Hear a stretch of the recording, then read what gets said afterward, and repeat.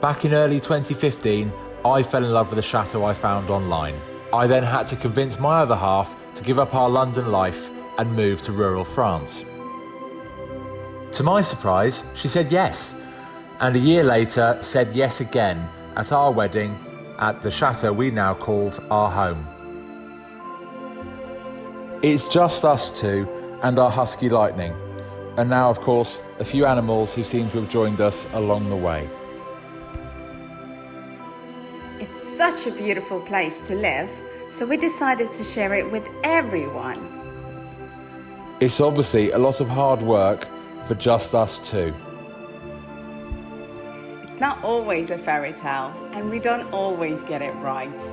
But it's all fantastic fun along the way, so we bring this chateau back to life for others to enjoy as much as we do.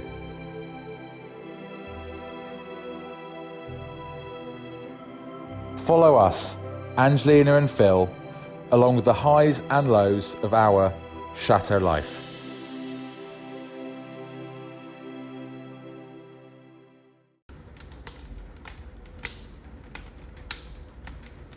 Hey everyone, how's it going? Welcome back to another episode of Chateau Life.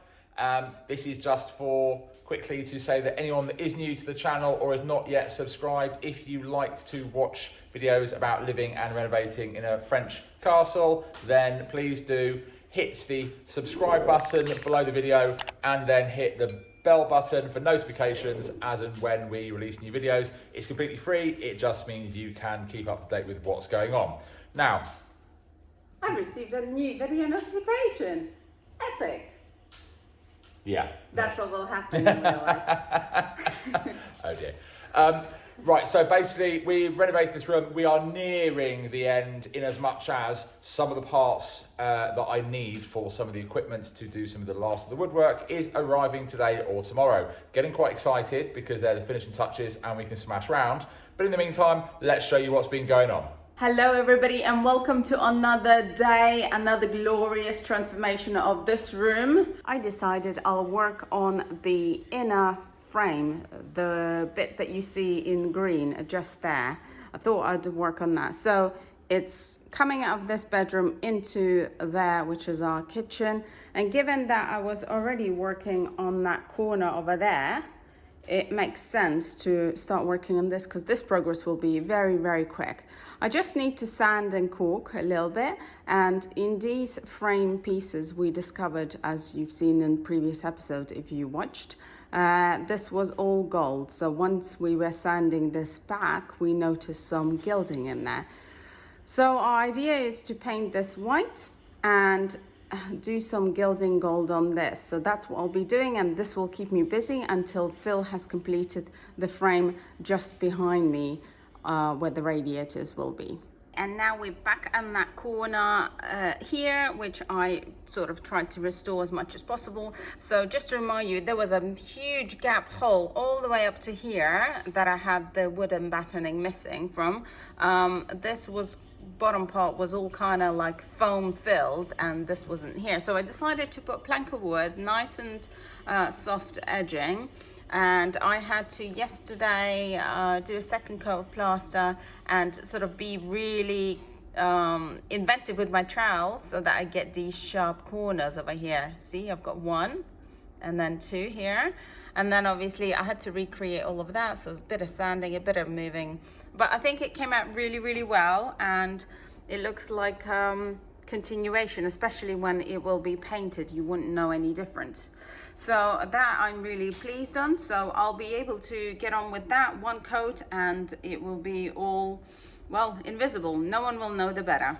And back onto this paneling, which I will be caulking. You can see here, which is what we mentioned. See this? This is gold. This is gilding all over here. This is really nice.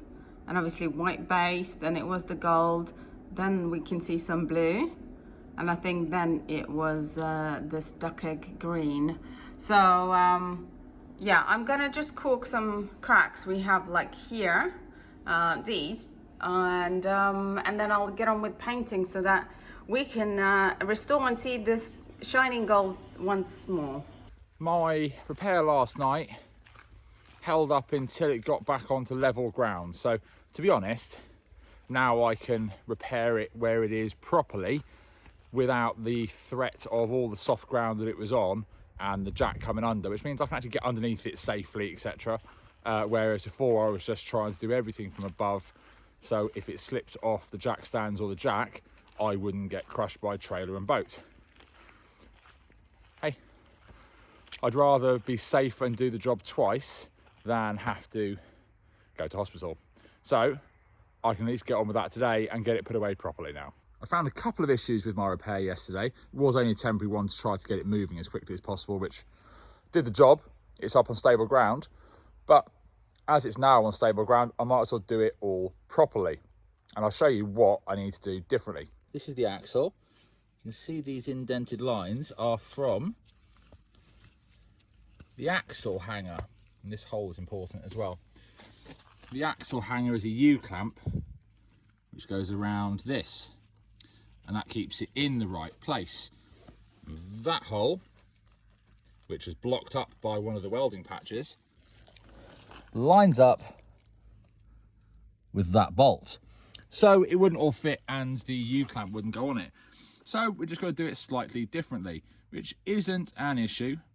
It just means we're doing it again. But we're doing it properly, so hey ho. Okay, here, as they say, is that huge gap where nothing was touching, and that's all joined and ground back. Just got to do the bottom and the other side, clean it all up, and then hopefully that axle hanger will all fit, all line up, and then this can go back to where it's supposed to live. All right, I'm nearing the end. I've just got to do underneath it, which is a bit horrible, so I grabbed a piece of wood to lie on rather than mucky floor. And then I think we might be able to move this, although then I've got to probably get the cherry picker and lift the boat onto the trailer properly afterwards, so not quite there yet. This is all jacked up, and this axle hanger over the leaf spring is loosely bolted up and everything is lining up, so I think we might have got it. Wheel on, all turning, and lined up straight against the trailer. So as long as this holds, I think we're done. All right, we've rolled forward, wheels still aligned. Doesn't look like anything down there is snapping again. Time to clear up and get this lot back where it's supposed to live finally.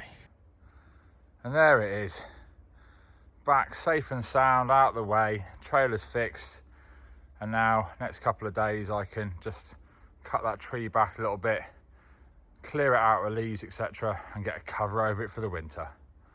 Job done, that I didn't want to do and didn't know I had to do. Oh well, back to the room. Okay, so I'm cracking away trying to get that window reveal done. I've got some battening in either side and two of the panels and just another one to make and to tidy it up. One side's all good. Just about to do the battening for this. And this side's in, so I can put the decorative strips up, battening, cut that board, and then get the insulation on that board and get that one in. So I can get then the nice edging strips, get this all tidy, and then Angelina can do the painting of this lot. Nothing fun happens in the world of painting when it comes to me here, because it's just one coat and then the next one, so there isn't much to see or update. It is just merely me taking time out to do something productive whilst I'm waiting for Philly to finish up his part, which are holding my progress up to finish up the room, as I am kind of the finishing touches person and I have a better eye for details. And I guess if today is the second coat on this and Phil will still not have been finished with the radiator parts, like the backing, then I will have to find something else to do, and I know definitely it's going to be the radiator painting time. So it's all good actually, you know, you always find something to do and not to waste time. And if I actually literally didn't have painting and renovating projects, I'd jump on some of the furniture that you've seen us pick up, because they are all collected as and when they pop up. and sit and wait for us to sort of look at them, mend them, paint them, do them up, add finishing touches or something like that, whatever they require for whatever room they're going for. So at this point, I know what I'm doing, but what I'm doing next or after that, I'm not so sure. It depends on the times and how quickly Phil is getting on with stuff.